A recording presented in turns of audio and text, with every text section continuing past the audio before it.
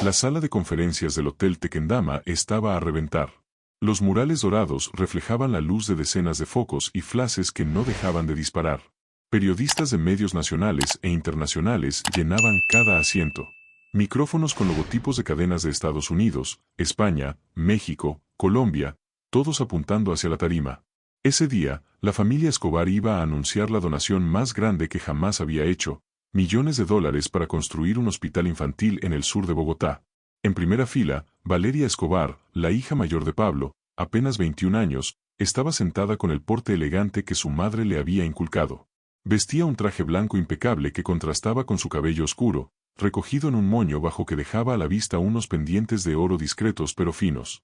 Sus manos descansaban sobre las piernas, cruzadas con calma, o al menos eso parecía. Porque por dentro, su corazón latía rápido. Sabía que su apellido siempre atraía miradas, y no todas eran amables. El evento había transcurrido sin incidentes durante más de una hora. Discursos protocolarios, aplausos, sonrisas. El ministro de Salud había agradecido públicamente la donación. Los organizadores, visiblemente emocionados, hablaban de cuántas vidas se salvarían. Todo parecía perfecto, hasta que llegó el turno de las preguntas. Un hombre de unos 40 años, alto, con gafas rectangulares y una libreta en la mano, levantó la voz desde la tercera fila.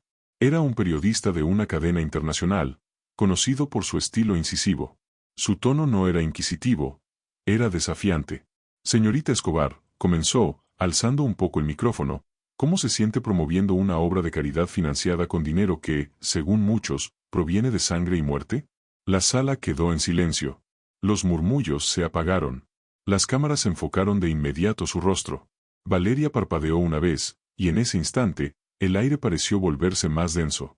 La pregunta no solo era directa, estaba diseñada para humillarla públicamente. Si estás viendo esto, escribe en los comentarios, ¿esto es periodismo o provocación? Valeria, intentando mantener la compostura, respondió, estoy aquí para hablar de los niños y del hospital. No creo que este sea el momento para... El periodista la interrumpió sin piedad. Pero, señorita, ¿no le parece hipócrita hablar de salvar vidas cuando su padre ha? El murmullo creció entre los presentes. En el fondo de la sala, Pablo Escobar, que hasta entonces se había mantenido sentado, levantó lentamente la cabeza. Sus ojos, oscuros y penetrantes, se clavaron en el periodista como si midieran cada segundo antes de actuar. Uno de sus hombres de seguridad dio un paso hacia adelante, pero Pablo levantó la mano, ordenándole que se detuviera. Se puso de pie, y cada paso que daba hacia el centro de la sala resonaba sobre el mármol. Era como escuchar el avance de una tormenta que todos sabían que iba a estallar. Suscríbete ahora mismo, porque lo que Pablo diría en los próximos segundos se convertiría en una de las escenas más recordadas de su vida pública. Al llegar junto a su hija, puso una mano en su hombro, mirándola como si dijera sin palabras, yo me encargo. Luego giró hacia el periodista. Su voz era grave, pausada. Joven, hay preguntas que parecen valientes, pero en realidad solo esconden miedo disfrazado de moral. Algunas cabezas en la sala giraron, otros se inclinaron hacia adelante para no perder ni una sílaba. Usted viene aquí, frente a mi hija, a hablar de sangre y muerte. Pero dígame algo, ¿qué ha hecho usted, con sus propias manos, para salvar una sola vida? El periodista tragó saliva, sin responder. Porque yo, con todo lo que usted quiera decir de mí, he levantado hospitales, he dado comida a barrios enteros, he pagado la educación de miles de niños. Y usted solo ha puesto palabras en un papel. Un murmullo recorrió el salón. El periodista intentó recomponerse. Eso no cambia lo que. Lo cambia todo, lo cortó Pablo. Porque hablar es gratis, muchacho. Pero hacer cuesta. Y usted, ni siquiera ha pagado la entrada para estar aquí. Hubo risas, tímidas al principio, luego aplausos. Valeria sonrió levemente. Pero Pablo seguía. Así que, si quiere seguir preguntando, primero respóndame. ¿A cuántos niños ha dado de comer hoy? El periodista bajó la mirada. No había respuesta. Pablo, con una media sonrisa, le dio una palmada en el hombro y concluyó. Entonces, el turno de las preguntas ha terminado. Si estás viendo esto desde tu país, comenta. ¿Hubieras aplaudido o defendido al periodista? Lo que nadie sabía, era que esa humillación pública no sería el final. Sería el inicio de una guerra silenciosa. Y ese periodista, no se quedaría de brazos cruzados. El aplauso todavía resonaba cuando Pablo se giró hacia Valeria y le susurró algo al oído. Ella asintió, intentando mantener el semblante firme, mientras él regresaba a su asiento con pasos lentos pero firmes. El periodista, sin embargo, no se movió. No era el tipo de hombre que aceptaba quedar como un idiota frente a las cámaras.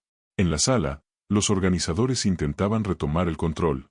Continuemos con la siguiente pregunta, por favor, dijo uno, forzando una sonrisa. Pero las miradas de la prensa estaban divididas. Algunos miraban a Pablo como si acabaran de presenciar una obra de teatro perfecta, otros, al periodista, esperando que contraatacara. El hombre cerró su libreta con fuerza, se levantó y salió sin mirar a nadie. El clic de la puerta al cerrarse sonó como el eco de una amenaza. Si estás viendo esto, suscríbete y comenta. ¿Crees que ahí terminó todo o que recién empezaba? Esa misma noche, en una redacción del centro de Bogotá, el periodista se encerró en su oficina.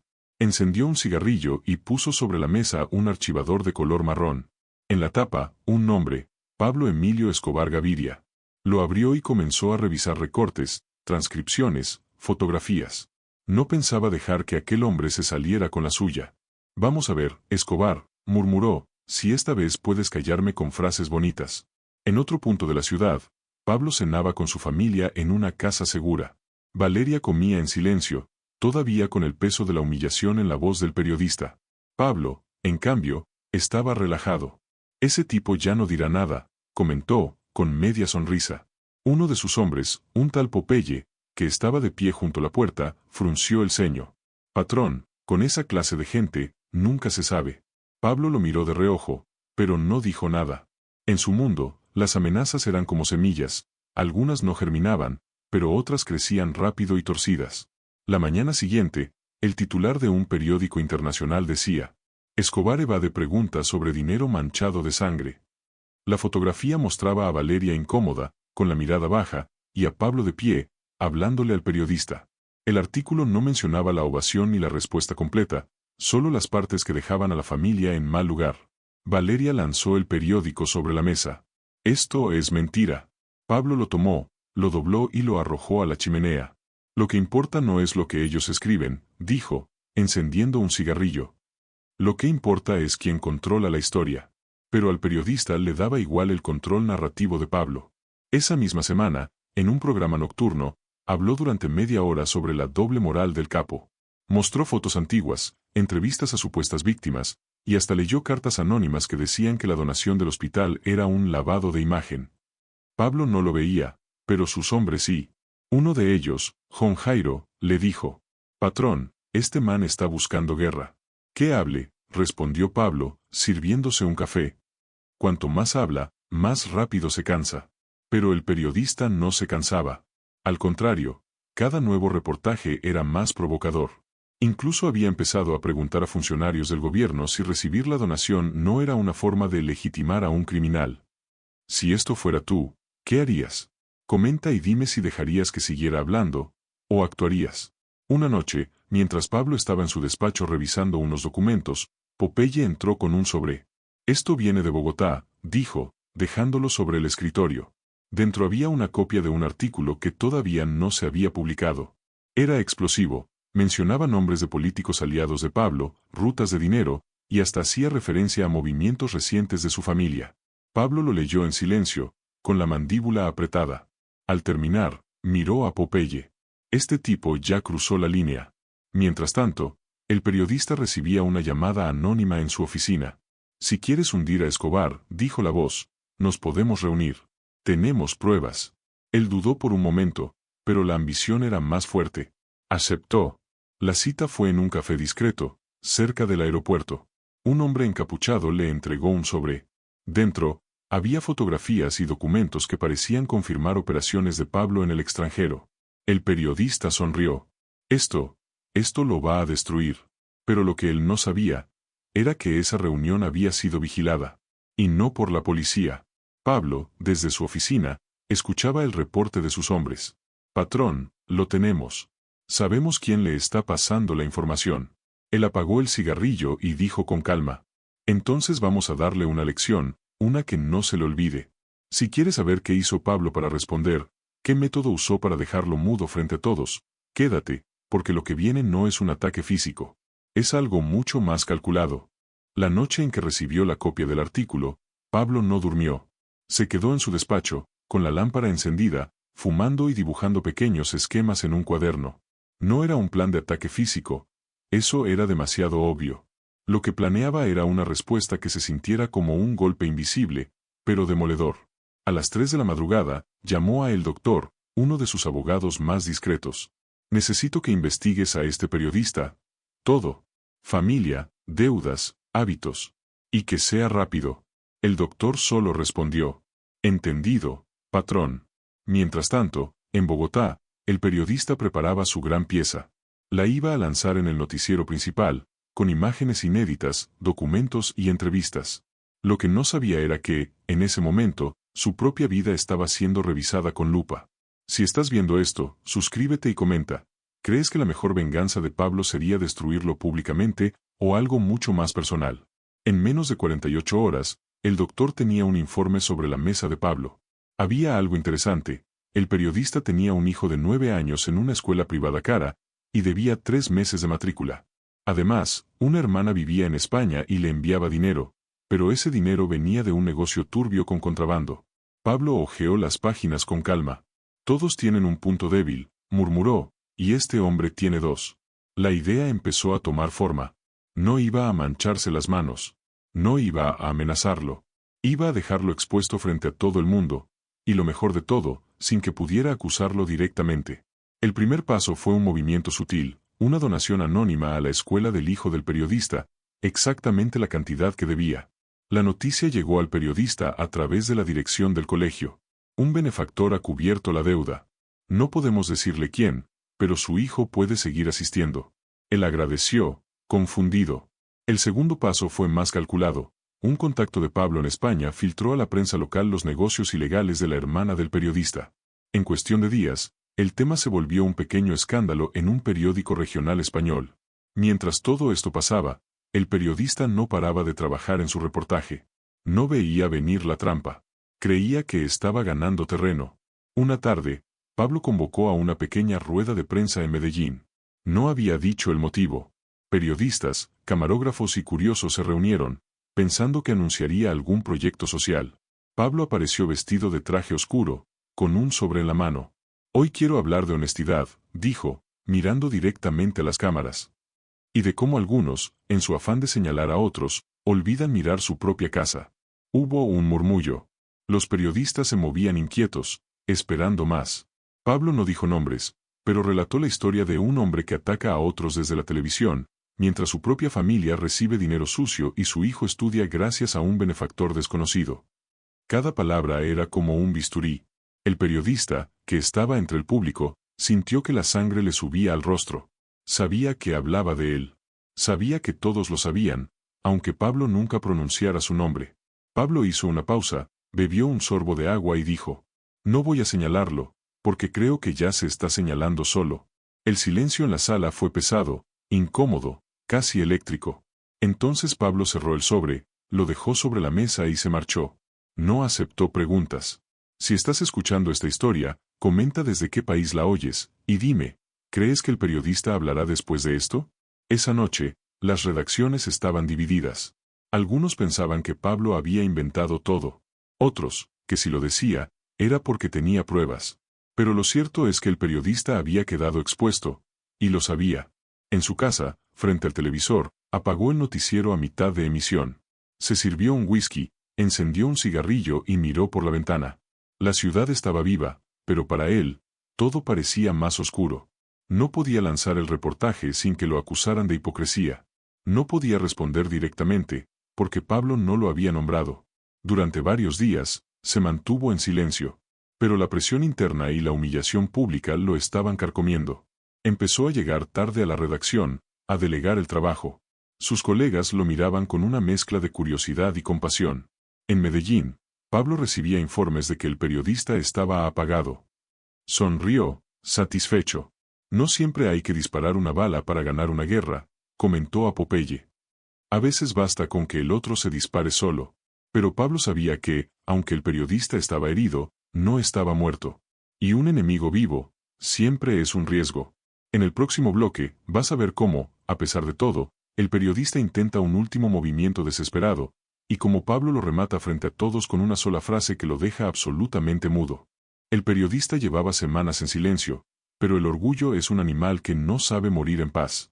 Una noche, en un bar del centro de Bogotá, se encontró con un viejo colega de la radio. Entre tragos y miradas cargadas, soltó: «No me voy a quedar así. Ese hombre me humilló, y voy a devolverle el golpe». Su colega lo miró con cautela. «¿Y cómo? Si no te nombró, y si intentas algo, todos dirán que es venganza». El periodista sonrió, con un gesto que mezclaba amargura y desafío. Hay otra forma, directa, pero elegante. La otra forma consistía en conseguir a la propia hija de Pablo para una entrevista en vivo. Sabía que ella, joven e inexperta, podía caer en alguna pregunta incómoda, dar un titular polémico, y así, golpear a Pablo sin tocarlo directamente. Durante días, hizo llamadas, movió contactos, e incluso llegó a un amigo común que, por dinero, aceptó interceder. El mensaje llegó a la joven: una entrevista sobre arte, música y su vida personal, nada más. Ella, entusiasmada por mostrarse como algo más que la hija de, aceptó. En Medellín, Pablo recibió la noticia a través de un informante. Estaba sentado en la terraza de su finca, tomando café, cuando Popeye se lo dijo: «Patrón, parece que su niña va a ir a un programa en Bogotá». Pablo no parpadeó. ¿Quién conduce? El mismo periodista. El silencio se hizo largo. El aire olía a pasto recién cortado y a tormenta en camino. Finalmente, Pablo dijo: «Entonces iremos también, aunque él no lo sepa». Si estás viendo esta historia, suscríbete ahora, porque lo que viene es uno de los momentos más tensos que vivió el patrón en público. El día de la entrevista, la joven llegó al estudio con un vestido sencillo y una sonrisa tranquila. El periodista la recibió como un caballero, con cumplidos y un tono suave. En los primeros minutos, todo fue cordial. Habló de su afición por la fotografía, de sus estudios en el extranjero, de su amor por los caballos. Pero en el minuto 15, la conversación cambió de tono. El periodista se inclinó hacia ella y, con voz más baja, preguntó: «¿Y cómo es vivir sabiendo que su padre es considerado por muchos el hombre más peligroso de Colombia?» La pregunta cayó como una piedra en un lago en calma. La joven titubeó. No esperaba que ese fuera el camino. En ese momento, desde la parte trasera del estudio, alguien se levantó. Era Pablo. Nadie lo había visto entrar. Vestía de negro, con una chaqueta ligera y sin escoltas visibles. Su sola presencia hizo que las cámaras dudaran entre seguir grabando o apagar todo. Pero él caminó hasta el escenario, sonriendo como si fuera un invitado más. «Perdón por interrumpir», dijo, mirando al periodista, «pero creo que puedo ayudarte con esa pregunta». El periodista se quedó helado. Las luces del estudio parecían más brillantes, el aire más denso. Pablo se sentó al lado de su hija, le tomó la mano y miró directamente a su entrevistador. «Mi hija vive sabiendo que su padre la protege de todo, incluso de las palabras malintencionadas disfrazadas de periodismo». Hubo un silencio tan profundo que hasta las cámaras parecían contener la respiración. El periodista intentó mantener la compostura, pero sus manos delataban un leve temblor. Si estás escuchando esto, comenta desde qué país nos sigues, y dime, ¿qué crees que va a pasar después de esta frase? El público en el estudio estaba dividido entre la fascinación y el miedo. La joven apretaba la mano de su padre, sintiendo la piel la tensión del momento. Pablo sonrió de nuevo, pero esta vez su mirada era cortante. «No vine aquí a pelear, vine a enseñarle a mi hija que la verdad se defiende en cualquier terreno». El periodista quiso responder, pero Pablo se levantó antes de darle la oportunidad. Se acercó a las cámaras y, sin apartar la mirada de su contrincante, dijo: «Hay frases que destruyen más que 1000 balas, y yo acabo de decir la mía». Con eso, se marchó del set, dejando un silencio roto solo por el sonido de los cables y el murmullo de los técnicos. El periodista se quedó sentado, inmóvil, sabiendo que cualquier palabra que dijera sería vista como un intento patético de recuperar terreno. La entrevista terminó abruptamente. Esa misma noche, el clip de Pablo entrando al set y dejando esa frase se volvió noticia. En todos los noticieros, en las calles, en los bares, la gente repetía: «Hay frases que destruyen más que 1000 balas». Y aunque el periodista intentó planear un último movimiento, lo que no sabía era que Pablo aún tenía guardada una sorpresa, una que, en el siguiente bloque, terminaría por enterrarlo para siempre en el ojo público. La mañana siguiente a la entrevista, Bogotá amaneció hablando de lo mismo: Pablo Escobar irrumpiendo en un programa en vivo y dejando a un periodista mudo con una sola frase. En los cafés del centro, En las estaciones de radio, incluso en los taxis, la escena se repetía una y otra vez. Pero mientras la calle ardía con comentarios, en un pequeño apartamento de Chapinero, el periodista estaba hundido en un silencio más pesado que el de la noche anterior. No había dormido. Había pasado horas leyendo titulares que, aunque no mencionaban su nombre directamente, lo señalaban sin piedad. Escobar defiende a su hija en vivo. Una frase que humilló al periodismo colombiano. Sus colegas lo evitaban. En su buzón de voz había mensajes de anunciantes retirando su apoyo al programa. Pero él no estaba dispuesto a rendirse. Esto no se queda así, murmuró frente al espejo, con los ojos rojos y la voz rota. Esa misma tarde, llamó a un viejo amigo en una revista de Crónica Roja. Le propuso un artículo anónimo, la otra cara del mito Escobar. Sin pruebas, pero cargado de insinuaciones, el texto pretendía recuperar algo de terreno atacando la imagen de Pablo. Lo que no sabía, era que mientras escribía cada línea, un informante dentro de la redacción ya estaba enviando copias del borrador a un hombre en Medellín. En la hacienda Nápoles, Pablo estaba sentado con Popeye y otro de sus hombres de confianza. Sobre la mesa, el manuscrito filtrado. No había rabia en su rostro, solo esa sonrisa fina que indicaba que el patrón estaba calculando. «Quiere jugar sucio», dijo, girando lentamente las páginas. «Entonces le voy a enseñar qué es ensuciarse de verdad. Aquí te voy a pedir algo, suscríbete ahora y activa la campana, porque lo que Pablo hizo después no fue solo una respuesta, fue una lección de poder que Colombia aún recuerda». En lugar de contestar con violencia directa, como cualquiera esperaría, Pablo decidió usar una estrategia más sutil.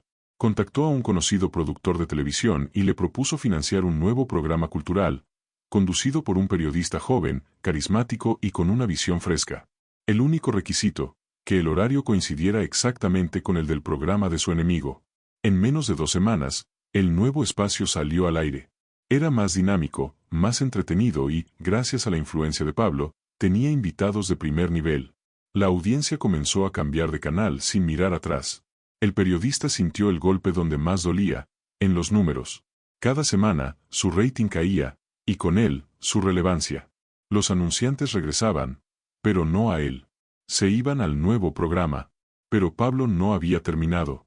En un evento benéfico para niños en Medellín, al que asistieron figuras públicas, empresarios y medios, Pablo hizo algo que el periodista nunca olvidaría. Durante su discurso, sin mencionar nombres, dijo: «Hay personas que creen que el poder está en un micrófono, pero el verdadero poder está en la gente que decide si quiere escucharte o no». El salón estalló en aplausos. Las cámaras lo grabaron. Y al día siguiente, la frase estaba en todos los periódicos. «Si estás viendo esto, comenta frase mortal para que sepa que llegaste hasta aquí y seguimos juntos en esta historia». El periodista, sintiéndose acorralado, intentó contactar a sus viejas fuentes para buscar algo, cualquier cosa, que pudiera usar contra Pablo. Pero cada llamada era respondida con evasivas, silencio o excusas. Su nombre ya no abría puertas, la cerraba. Pablo, mientras tanto, seguía con su vida como si nada. No había mencionado al periodista ni una sola vez desde el día de la entrevista. Para el público, era como si el hombre hubiera dejado de existir. Y en cierto modo, así fue. Pero quedaba un último movimiento. Uno que Pablo estaba guardando para el momento justo, cuando el periodista creyera que ya había tocado fondo. Ese movimiento no sería una bala, ni una amenaza, sería una escena pública que sellaría su destino frente a todos. Y en el próximo bloque, vas a ver exactamente cómo lo hizo, y por qué esa última jugada fue más humillante que cualquier golpe físico. El periodista llevaba semanas sin salir en público. Su programa agonizaba, las llamadas de apoyo habían cesado y hasta en los pasillos del canal lo miraban como un fantasma. Pero aquella invitación lo sorprendió, un foro universitario sobre libertad de prensa en Medellín. Era la primera vez en mucho tiempo que lo llamaban para hablar de su experiencia y él, desesperado por recuperar algo de prestigio, aceptó sin pensar. Lo que no sabía, era que la organización del evento estaba discretamente financiada por un benefactor anónimo. Un benefactor que no solo conocía cada detalle del foro, sino también la lista de asistentes. El día llegó. El auditorio de la Universidad de Medellín estaba lleno. Estudiantes, académicos, periodistas y representantes de medios internacionales ocupaban cada asiento. El periodista entró vestido con su mejor traje, intentando proyectar seguridad. Mientras caminaba hacia la tarima, no notó que, en la tercera fila, alguien lo observaba con una calma felina: Pablo Escobar. Aquí te pido algo, suscríbete ahora y activa la campana, porque lo que vas a escuchar a continuación no es una simple escena, es una obra maestra de control y humillación pública. La primera parte del foro transcurrió sin incidentes. El periodista habló sobre los retos del periodismo en entornos hostiles, evitando mencionar nombres, aunque todos sabían a quién se refería. Las preguntas del público eran educadas, hasta que una joven pidió el micrófono. Era una muchacha de unos 20 años, elegante, con una mirada directa que no temblaba. Mi pregunta es para usted, dijo, dirigiéndose al periodista. ¿Cree que un periodista debe usar su posición para atacar a la familia de alguien solo por el conflicto que tiene con esa persona? El auditorio murmuró. El periodista tragó saliva, intentó mantener la compostura. El periodismo investiga y expone hechos. No es personal. La joven sonrió apenas. Entonces, ¿por qué me insultó a mí, siendo yo solo una niña de 12 años en ese momento? Un silencio helado se apoderó de la sala. El periodista parpadeó, desconcertado. ¿Quién? ¿Quién es usted? Ella se puso de pie con total calma. Soy Manuela Escobar. Un murmullo de asombro recorrió el auditorio. El periodista quedó petrificado. En ese momento, desde la tercera fila, Pablo se levantó lentamente. Su presencia era tan fuerte que no necesitaba decir nada para dominar el lugar. Yo le dije que con mi hija no, dijo, con voz firme pero tranquila. Y parece que aún no lo entiende. El aplauso que siguió fue atronador. Algunos estudiantes incluso se pusieron de pie. Las cámaras de televisión captaron cada segundo. El periodista, en cambio, parecía encogerse en la silla. Pablo no gritó, no amenazó. Simplemente tomó a su hija del brazo y salieron juntos, dejando tras de sí un silencio denso, y una reputación destruida para siempre. Si estás escuchando esta historia, comenta a Manuela presente para que yo sepa que sigues conmigo hasta este punto. Esa noche, todos los noticieros abrieron con la misma imagen, Pablo Escobar defendiendo públicamente a su hija frente al periodista que la había humillado años atrás. No hubo necesidad de más palabras. En los días siguientes, el programa del periodista fue retirado del aire. Oficialmente, por cambios en la programación. En realidad, porque nadie quería asociarse con un hombre que había quedado marcado como cobarde y abusador de menores en la opinión pública. Pablo, por su parte, no volvió a mencionar el tema. Para él, el asunto estaba cerrado. Pero en la red de pasillos oscuros del poder, el mensaje estaba claro. No importaba cuántos micrófonos tuvieras, si te metías con su familia, él encontraría la forma de hacerte callar para siempre. Lo que nadie imaginaba era que, en medio de ese triunfo silencioso, se estaba gestando algo más. Un nuevo jugador, ajeno a esta venganza, comenzaba a mover sus piezas contra Pablo. Y lo que estaba por llegar, sería mucho más peligroso que un periodista herido en su orgullo.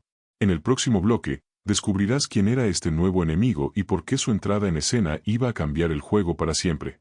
Los noticieros aún repetían la imagen de Pablo saliendo del auditorio junto a su hija, como si fuera una escena de película. En Medellín, la gente comentaba en voz baja cómo el patrón había logrado, con una sola frase, enterrar la carrera de un periodista. Pablo, en la hacienda Nápoles, disfrutaba de la tranquilidad. El sol caía sobre los jardines, y el aire olía a pasto recién cortado y café recién molido. Desde su hamaca, veía a Manuela jugar con un cachorro de león, riendo como si todo el peso del mundo estuviera lejos de ellos. Pero en una oficina oscura, a cientos de kilómetros, alguien no reía. Su nombre era Julián Restrepo. Un fiscal joven, ambicioso, con una reputación impecable y una obsesión, derribar a Pablo Escobar. Restrepo había seguido con atención cada paso del caso del periodista humillado. Para él, aquello no era solo una anécdota, era una demostración del poder que Pablo ejercía incluso fuera del mundo criminal. Y para un hombre como Restrepo, eso era intolerable. Aquí te invito a que te suscribas y actives la campana, porque lo que vas a escuchar a continuación es como un enemigo silencioso puede ser más peligroso que un ejército entero. En su despacho, Restrepo repasaba carpetas y expedientes. Había pasado meses recopilando testimonios, grabaciones y documentos. Pero sabía que contra Pablo, nada de eso bastaba. Se necesitaba algo personal, algo que golpeara donde más dolía. Fue entonces cuando un viejo contacto del periodismo, resentido por la caída del colega humillado, le ofreció un nombre. No busque en sus socios, fiscal, le dijo por teléfono. Busque en su círculo más cercano. La sugerencia encendió una chispa en la mente de Restrepo. Sabía que el verdadero talón de Aquiles de Pablo no eran las armas ni el dinero, sino su familia. Mientras tanto, en la hacienda Nápoles, Pablo recibía la visita de un par de hombres de confianza. Traían buenas noticias. Uno de los cargamentos más grandes había cruzado sin problemas. Pablo escuchaba, asentía, pero su mirada estaba más en su hija que en las cifras.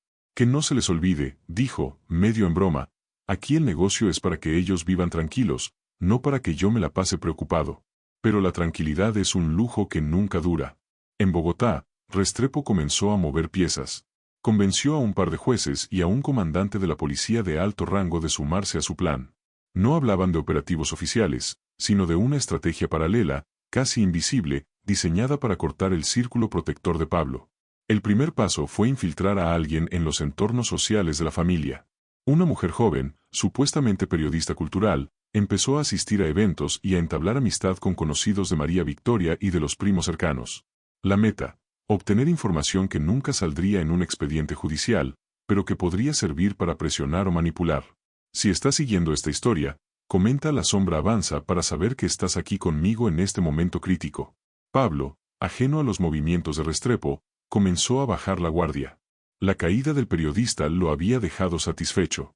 Incluso se permitió aceptar una invitación a un evento social en Medellín, algo que en los últimos años había evitado. Esa noche, en un elegante salón de hotel, Pablo apareció vestido de traje claro, con un discreto reloj de oro. La música suave y las luces cálidas daban la ilusión de seguridad. Pero en un rincón, entre los asistentes, la supuesta periodista cultural observaba cada gesto, cada palabra, cada mirada que Pablo dirigía a su familia. De regreso a su oficina, Restrepo recibía reportes. Lo vi, fiscal, dijo la mujer por teléfono. Se relaja cuando está con ellos. Baja la guardia. Restrepo sonrió. Perfecto. Vamos a darle un motivo para volver a sentirse inseguro. El plan comenzaba a tomar forma, no sería un ataque frontal. Sería algo lento, que desgastara, que obligara a Pablo a cometer un error. Y cuando ese error llegara, ellos estarían listos para cerrar la trampa. En la hacienda, sin embargo, las señales empezaban a aparecer. Un par de vehículos desconocidos rondaron la zona en días consecutivos. Uno de los hombres de seguridad comentó que había visto a la misma mujer en 2 eventos distintos. Pablo escuchó, frunció el ceño, pero no dijo nada. Lo que nadie sabía era que, dentro de una semana, iba a ocurrir algo que pondría a Pablo frente a la mayor amenaza de su vida. Y esta vez, no sería una guerra de balas, sino de información. En el próximo y último bloque, descubrirás cuál fue ese movimiento de Restrepo, y cómo Pablo respondió con algo que dejó al fiscal y a todo su equipo completamente desarmados. El amanecer en Medellín no traía paz aquella mañana. En la hacienda Nápoles, Pablo desayunaba en silencio, hojeando un periódico que, para cualquiera, parecía inocente. Pero en la página central, un titular en letras gruesas saltaba a la vista. Investigación revela posibles vínculos de la familia Escobar con lavado de activos culturales. Era el primer golpe público de Julián Restrepo. La nota no mencionaba a Pablo directamente, pero insinuaba que ciertos eventos benéficos donde había participado su esposa y su hija estaban financiados con dinero ilícito. Pablo dejó el periódico sobre la mesa. Respiró hondo, miró hacia la ventana y llamó a uno de sus hombres. Quiero saber quién filtró esto, y lo quiero saber hoy. Ese mismo mediodía, un informante confirmó lo que Pablo ya intuía: la supuesta periodista cultural era el contacto infiltrado. Había ganado acceso a través de pequeños gestos de amistad y charlas aparentemente inofensivas. Aquí te pido que te suscribas, porque lo que viene es una lección de cómo un hombre como Pablo podía usar el mismo veneno que le daban, para devolverlo multiplicado. En lugar de reaccionar con violencia, Pablo decidió montar un escenario. Hizo llegar a la infiltrada una invitación exclusiva a un evento benéfico para recaudar fondos para escuelas rurales. El lugar, un teatro de Medellín, abarrotado de periodistas, empresarios y políticos. La noche del evento, Pablo apareció con su hija de la mano. Vestía impecable, con un traje oscuro, y su mirada transmitía calma. En realidad, estaba a punto de ejecutar un movimiento calculado al milímetro. En el palco principal, Restrepo observaba desde las sombras. Creía que su plan estaba a punto de culminar. Aquella noche, la infiltrada entregaría un paquete con fotos y grabaciones comprometedoras a un editor de un medio nacional. La orquesta afinaba sus instrumentos, el murmullo del público llenaba la sala, y en el escenario se preparaba un breve discurso de agradecimiento. Pablo pidió el micrófono. Buenas noches a todos, dijo con voz pausada. Hoy no vengo como empresario, ni como, lo que dicen por ahí que soy. Hoy vengo como padre. Hubo un silencio expectante. Restrepo entrecerró los ojos. Hace unas semanas, continuó Pablo, alguien intentó ensuciar el nombre de mi hija y de mi familia, usando mentiras disfrazadas de periodismo. Un murmullo recorrió la sala. La infiltrada se removió en su asiento. Quiero decir algo, aquí, frente a todos, y que quede grabado.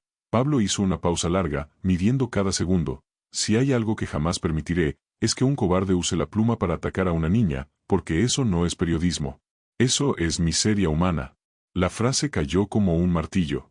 Los flashes comenzaron a dispararse. Algunos periodistas se miraban incómodos, otros tomaban nota frenéticamente. Pablo no había terminado. Y ya que estamos, aquí tengo, levantó una carpeta gruesa, pruebas de quien organizó esa campaña sucia. Abrió la carpeta y mostró copias de mensajes, fotos y grabaciones de la infiltrada reunida con Restrepo. Documentos donde se hablaba de fabricar historias, manipular fotos y alterar testimonios. La sala estalló en un murmullo ensordecedor. La infiltrada palideció. Restrepo, desde su palco, intentó levantarse, pero las cámaras ya lo habían enfocado. Si estás escuchando este momento, comenta la frase final para saber que llegaste conmigo hasta aquí. Pablo miró hacia el palco donde estaba el fiscal. No lo nombró. No lo insultó. Solo dijo. A veces, no hace falta disparar para dejar a alguien, sin voz. Fue esa la frase. Sencilla, directa, y con un filo que atravesó la sala entera. Restrepo quedó sentado, inmóvil, mientras los murmullos se convertían en titulares en tiempo real. Al día siguiente, los noticieros abrían con imágenes del evento. Escobar expone campaña sucia contra su hija, decían. En redes y calles, la opinión pública estaba dividida, pero el golpe a la credibilidad de Restrepo era irrecuperable. Pablo, en la hacienda, no celebró. Solo pidió que guardaran todas las grabaciones del evento en un archivo privado. Algún día, dijo a su hija, vas a entender por qué a veces las palabras son más poderosas que las balas. Y así, sin un disparo, había destruido al fiscal frente a todos.